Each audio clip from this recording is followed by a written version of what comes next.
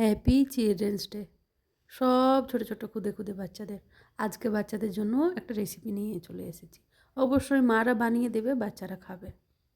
কেকের রেসিপিটা দেবো একদমই ঘরোয়া উপকরণে, খুব সরল সোজাভাবে আর হেলদি থাকবে।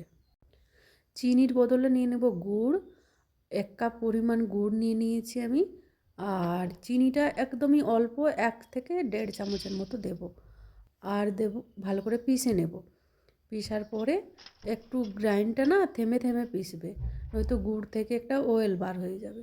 এবারে পছন্দ মতো এসেন্স 2 থেকে 3 ফোঁটা দেবো আমি, বেশি দেবো না। কোকো পাউডার একদমই কম দেবো। কোকো পাউডার যদি না থাকে কফি পাউডার দিতে পারো। আগেই বলেছি হেলদি কেক বানাবো। তেলের পরিমাণটা 1 কাপ দিইনি, 1/2 কাপ তেল দিয়েছি। অবশ্যই রিফাইন অয়েল, যে কোনো কুকিং অয়েল হলেই হচ্ছে, সরষের তেলটা না দিলেই হয়। তেলটা দিয়েও ভালো করে মিক্সিটা থেমে থেমে ঘুরিয়ে নিয়েছি। এবারে দেখুন কীরকম অবস্থা হয়েছে, আমি দেখাই দাঁড়ান।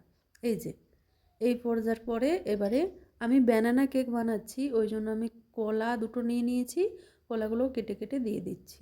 কলাগুলো কাটার পরও একবার ঘুরিয়ে নেব মিক্সিটা, জাস্ট একবার ঘোরাবো আর বন্ধ করে দেবো। এই যে এই পর্যায়ে চলে এসছে। আমি এই কেকটা আটা দিয়েই বানাই। আজকে আমি অর্ধেক আটা আর অর্ধেক ময়দা ব্যবহার করেছি, আটা ময়দা মিলিয়ে। আর দিলাম সুজি 1 কাপ, মানে 3টা উপকরণেই মিক্স করে দিয়ে দিলাম। এবারে কেকের উপকরণ বেকিং পাউডার দিয়ে দিলাম। বেকিং পাউডারটা 1 চামচের একটু কম, খাবার সোডা 2 চুটকির মতো। খাবার সোডাটা দেখলেন একদমই অল্প।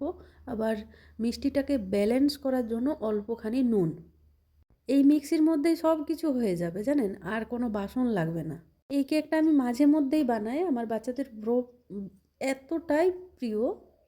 এবারেও মিক্সিটাকে ভালো করে গ্রাইন্ড করে নিয়েছি থেমে থেমে। একবার চালালাম, একটু বন্ধ করলাম, একটু চালালাম, একটু বন্ধ করলাম, এরকমভাবে। দেখুন এরকম পর্যায়ে চলে এলে ইচ্ছে মতো ড্রাই ফ্রুট দিন। আমার কাছে টুটি ফুটি ছিল না, টুটি ফুটি দিলে আরও ভালো হয়। আমি অল্প করে কাঠবাদাম আর কিশমিশ দিলাম। আমি না এইখানে একটা জিনিস দিতে ভুলে গেছি, যদি তোমাদের বাড়িতে থাকে দেবে।